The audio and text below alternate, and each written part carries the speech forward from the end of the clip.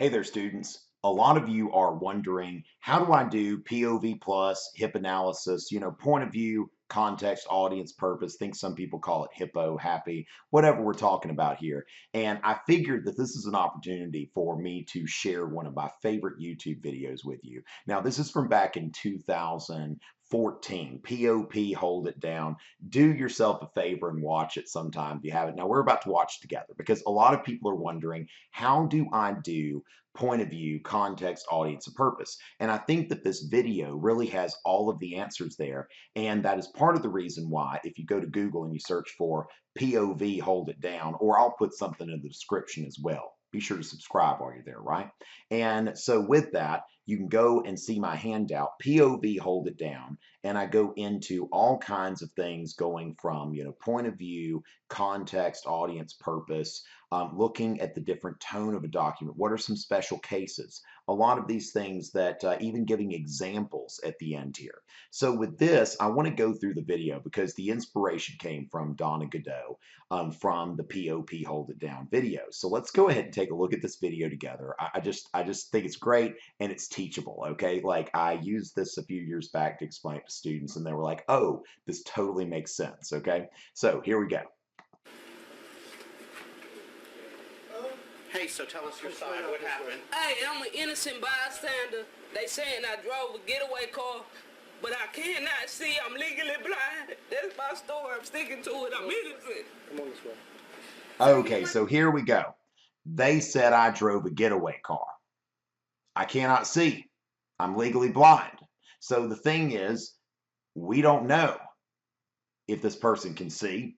They can't, legally blind, but legal blindness would give some kind of reason why she couldn't have driven the car. And so this is the thing. Is she saying that she's legally blind because she really is legally blind or can't drive a car? And then we have to get to the definition of what is legal blindness. Why is she saying legally blind? Come on this way. So are you from Houston? Man, I'm from Port Arthur, Texas, and I'm a female.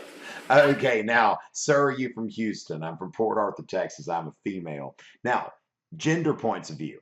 Usually, if a woman wrote a document, especially if it's a document before 1800 or something like that, then you at least want to consider, is gender part of this point of view? Does this person's gender have to do with what they're saying?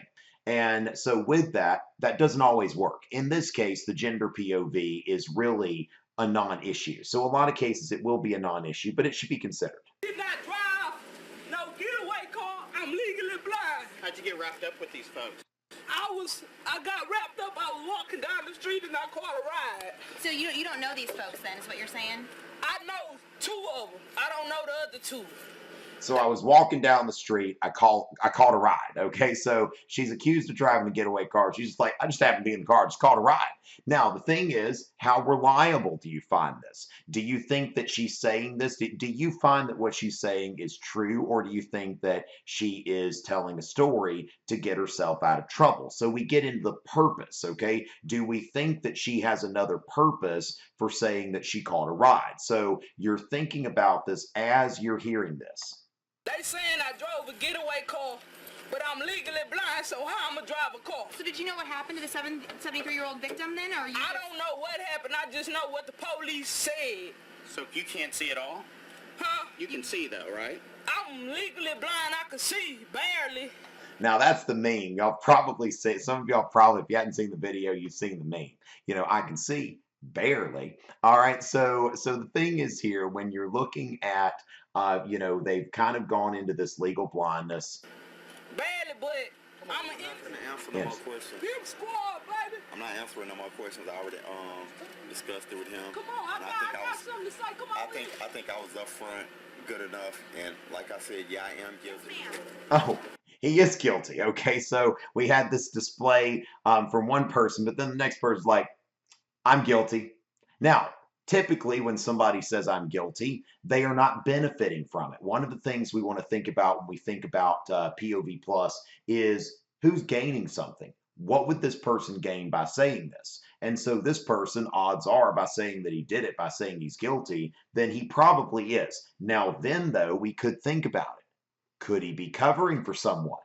We just did some point of view analysis and what is his purpose in saying this. So when we think about POV plus, it's thinking about the credibility and is there anything here that could possibly make you doubt what this person's saying? I'm innocent. I ain't no robbing type of person. I wouldn't do nothing to no innocent man. I've been robbed.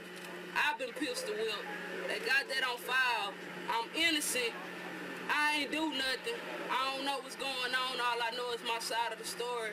I can't tell no other story. All I know is my side of the story. I can't tell no other story. Now, when she says this, she really speaks for everybody. Okay, she speaks for everybody when she says this because she says, look, that I can only tell my side of the story. And that's the case with everyone. And that's why you should never use the word bias or biased because everybody's got some kind of bias. Everybody is telling their side of the story. Your job is to figure out how is this person telling their side and what is subjective about what's being said here. What makes me doubt it or what makes me believe it? Sometimes you think that a source is super believable because of something. I'm innocent and Mama, I love you. POP, all the time. Frank, these all good pimp squad, baby, for life. Now, did your All right. So with that, Mama, I love you. POP, hold it down. Now, with that, why is she saying, Mama, I love you? Now, she could, on one hand, her audience may be her mother. She wants her mother to see this report, and she wants her mother to hear it. That would be the most obvious response. But then again, we could also say, is she trying to play for sympathy? Is her intended audience actually the public? And she's playing for sympathy, reminding that, well, she has a mother. And so that's something to think about as well. So hopefully I've given you a little bit to consider. Be sure to take a look at that handout, POV, hold it down. I think it'll help you a lot on your AP exams when it comes to getting into point of view, context, audience, and purpose. It's always a pleasure.